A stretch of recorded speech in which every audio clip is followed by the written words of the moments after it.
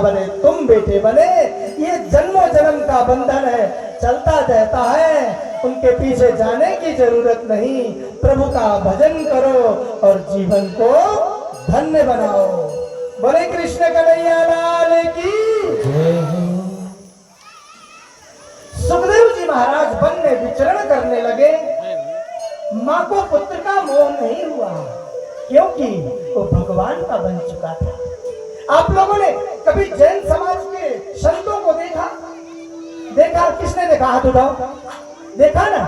वो एक कुछ लिए रहते हैं, सफेद ऐसा डंडे टाइप का, और पैर में वो जूता कभी नहीं पहनते हैं।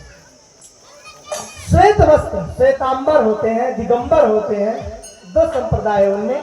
मैं ज्यादा तो कुछ जानता नहीं, परंतु उनकी समाज में जो बहुत बड़े घर के श्रीमंत लोग होते हैं, उनके युवान बेटी युवान बेटा सब कुछ छोड़ करके भक्ति मार्ग में चल देते हैं। ये संस्कार होता है। हम आप एक बच्चे को बोल दें, है कोई ऐसा बंदा जो अपने बेटे को साधु बनाना चाहता हूं? महाराज ये कहाँ का नियम देके आए तुम? बहू बेटे मेरे घर में है, मेरी सेवा करेंगे, मैं तुम्हें बाबा बनाने के लिए लाया हूं, है ना? कोई माता पिता नहीं चाहेगा। परंतु वो लोग जैसे जन्म मरण के बड़े बड़े उत्सव होते हैं, जैसे बड़ा भारी कोई महायज्ञ होता है, उसको महायज्ञ समझ करके पूरे जाति समाज धर्म संप्रदाय बड़े बड़े संतों को बिना करके और खुशी खुशी से अपने बेटे को प्रभु को अर्पण कर देते हैं। बोले कृष्ण कन्हैया लाल की। मेरा बेटा इस भव बंधन में से मुक्ति के मार्ग में जा रहा है, जगत नियंता जगदाधार के चरणों में जा रहा है, खुशी खुशी अर्पण कर देते हैं। सुखदेव जी महाराज वन वन प्रभु का नाम स्मरण करते हुए चलने लगे। वेदव्यास जी महाराज गुरुकुल चलाया करते थे। समझते हैं क्या गुरुकुल होता है? बालक बड़ा हो जाता था, बेटे को उठा करके गुरुजी के पास छोड़ाया जाता था। गुरुजी इसको शिक्षा दीजिए। गुरुजी पूछते थे ब्राह्मण बच्चा है? हाँ, तो वेद वेदांगों का ज्ञान कराते थे। बोलते थे कि क्षत्रिय का बेटा है तो उसे धनुर्विद्या सिखाया, राजनीति विद्या सिखाया करते थे। वैश्य का उसको व्यापार विद्या सिखाया करते थे।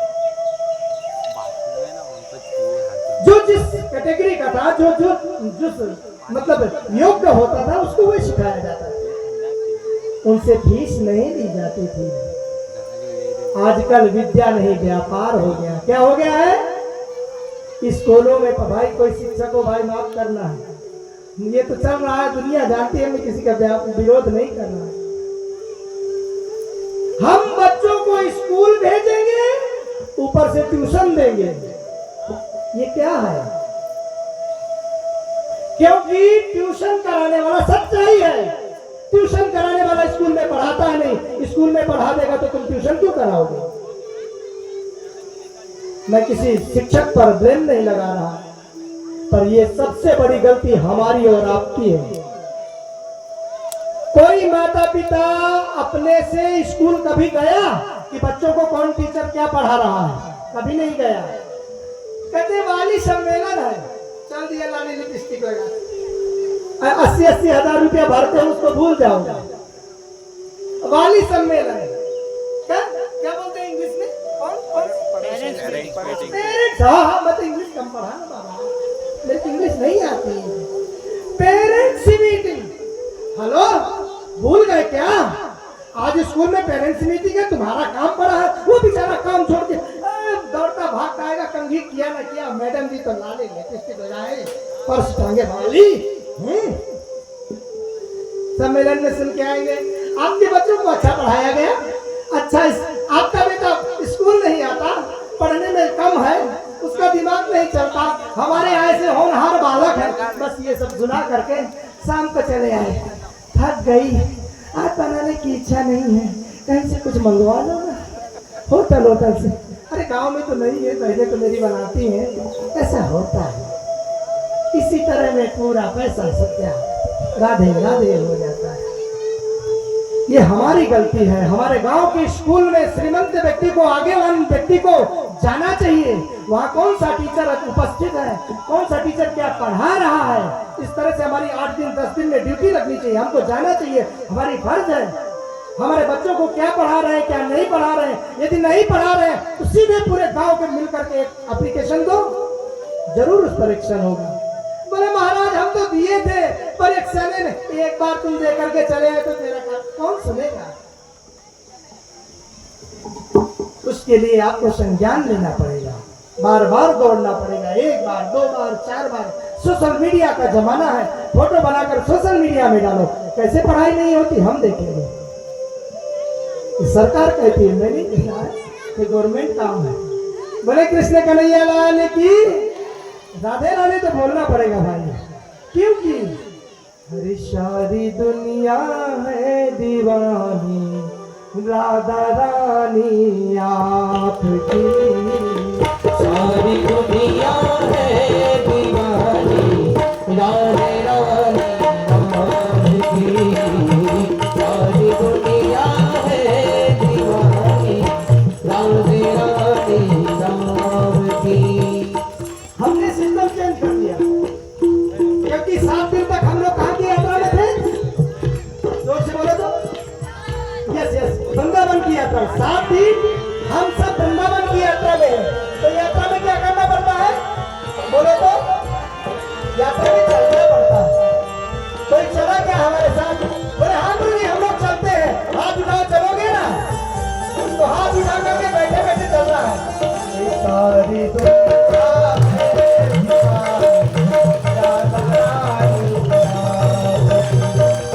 सारी दुनिया है दीवानी, राधे रानी आपकी। कौन है जिस पर नहीं है, कौन है जिस पर नहीं है मेहरबानी। सारी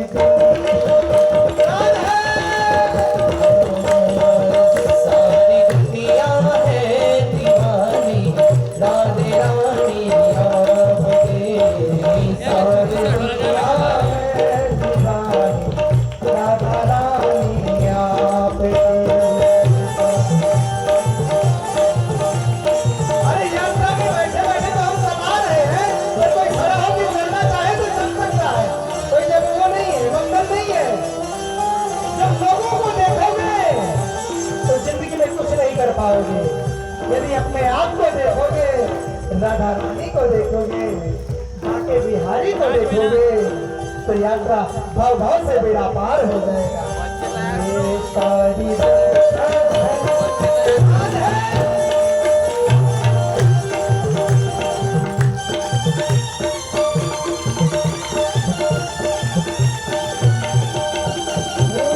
सारा जहां है ये चमन को, इस चमन के फूल हम। सारा जहां है चमन और मीरा बाई ऐसी होती है जब जनक की मांग छोड़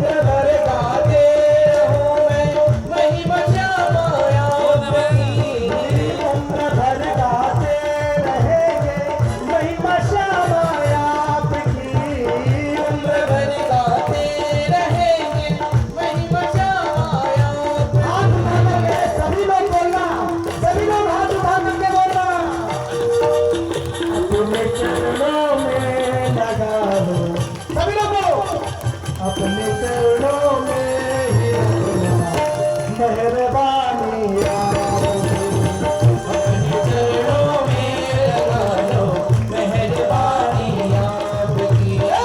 सारी दुनिया है दीवानी, राधा रानी आपकी, सारी दुनिया है दीवानी, राधा रानी आपकी।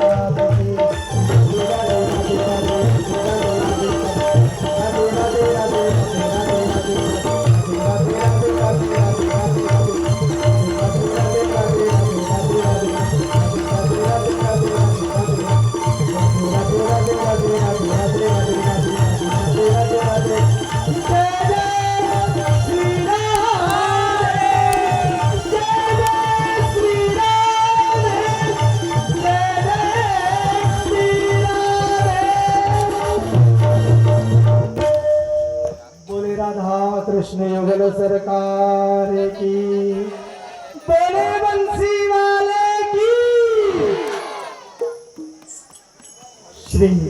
श्रीमद् भागवत की जगत पावनी कथा। सुखदेव जी महाराज प्रभु का नाम स्मरण करते करते वन में चल दिए। इधर पिताजी गुरुकुल चलाते थे, सभी वर्ण के बच्चों को शिक्षा प्रदान करते थे।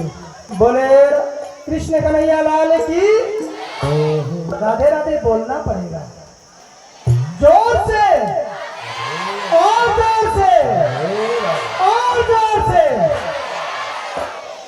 प्लीज आपस में बातें ना करें, आप तो राधा रानी के हो चुके हैं। कोई देखता है देखने तो क्या फर्क पड़ता, मस्त रहो मस्ती में और श्याम की बस्ती में रहो। वृंदावन चलो। कहाँ चलो, कहाँ चलो? हम सब चल रहे हैं ना।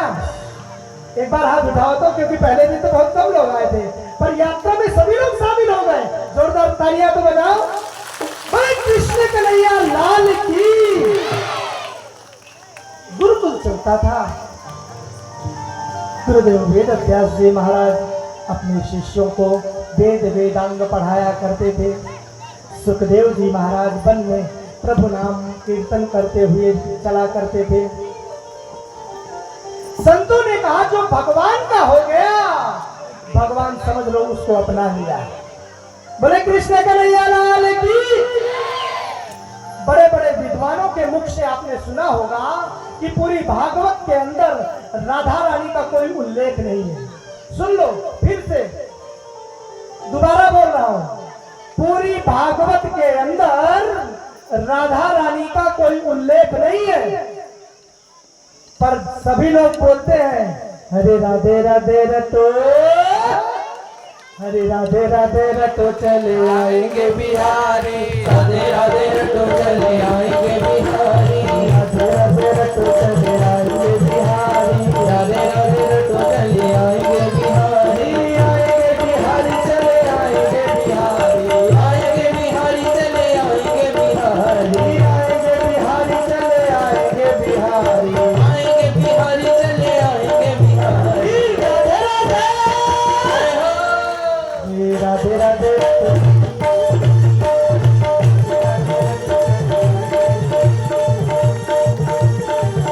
इसीलिए हम तो मैया की गोद में बैठे हैं, बाबा की छाया में बैठे हैं। बोले शंभू भोलानाथ की। अरे तो हम क्यों राधा रानी क्यों गाना गाना करें?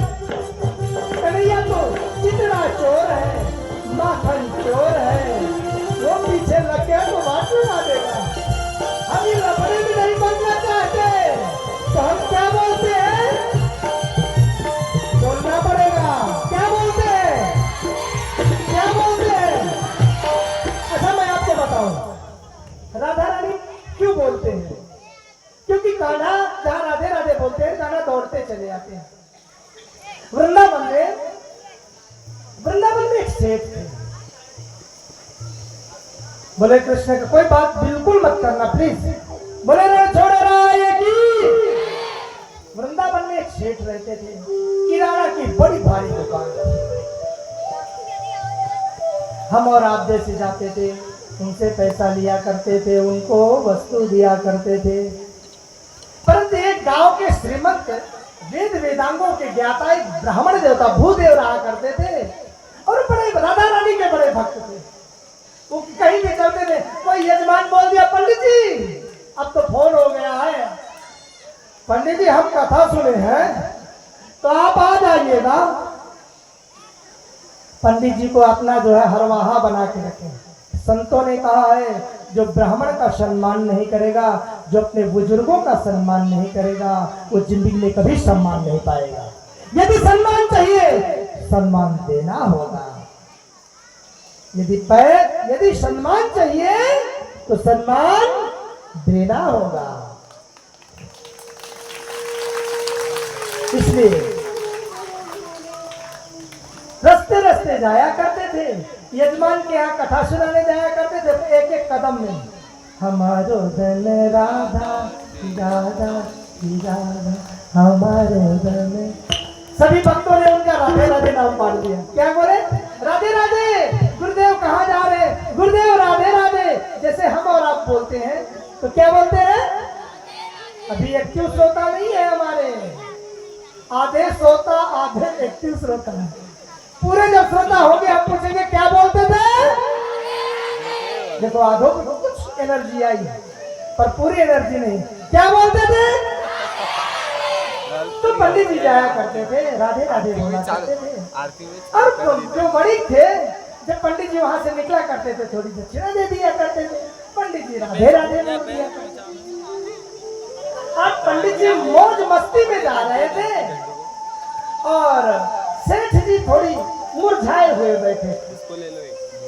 पंडित जी ने पूछा सेठ जी अरे आपके यहाँ तो चकाचक सब माला माल है, अरे आपकी चेहरे में आज उदासी कैसे? 4 बहू बेटे हैं घर में, सुख सुविधा है पूरी। पंडित जी मेरे जीवन में एक बहुत बड़ा दुख आ गया। पंडित जी ने कहा सेठ जी ऐसे कैसे हो सकता? आपको तो भगवान लक्ष्मी माँ के वरदहस्त पुत्र हो, आपको धन लक्ष्मी वैभव पुत्र परिवार सब कुछ दिया है, आप कैसे दुखी हैं? महाराज मैं बहुत दुखी हूँ, बहू बेटे तो हैं पर भगवान मुझसे माता रानी मुझसे बहुत बड़ा अन्याय किया। बोले क्या? मुझे एक बेटी नहीं दिया। हाँ गुरुदेव मुझे एक बेटी नहीं दिया। संतों ने कहा है परिवार तो सबके घर में होता है, तो जिसके घर में बेटियां होती है वो जो है महाराजा होता है, राजाधिराज होता है। आपको पता है राजा दशरथ जब बारात लेकर के धनुष भंग हुआ, आपने तो राम कथा सुना होगा, धनुष भंग हुआ, राजा दशरथ बारात लेकर के जनक जी के यहाँ पहुंचे। जनक जी ने पूरे जोश के साथ, सम्मान के साथ, लाल लश्कर के साथ महाराजा दशरथ का आगमन किया। परंतु जब राजा दशरथ पहुंचे तो उनके आंख से आंसू गिरने लगे और राजा जनक के पैर छू लिए। ये कथा आपने कभी सुनी? नहीं सुनी होगी। राजा दशरथ ने जनक के पैर छू लिया। अरे जनक दौड़ गए, महाराज ये क्या कर रहे हैं? मुझे पाप में मत डालो महाराज, आप राजाधिराज हैं, मैं कन्या का बाप हूँ, आप मेरे आप जो है मेरे श्रीमंत हैं, आप वर के पिता हैं। अरे ऐसा मत करिए महाराज, मुझे पाप में मत डालो। राजा दशरथ ने गले से लगा लिया।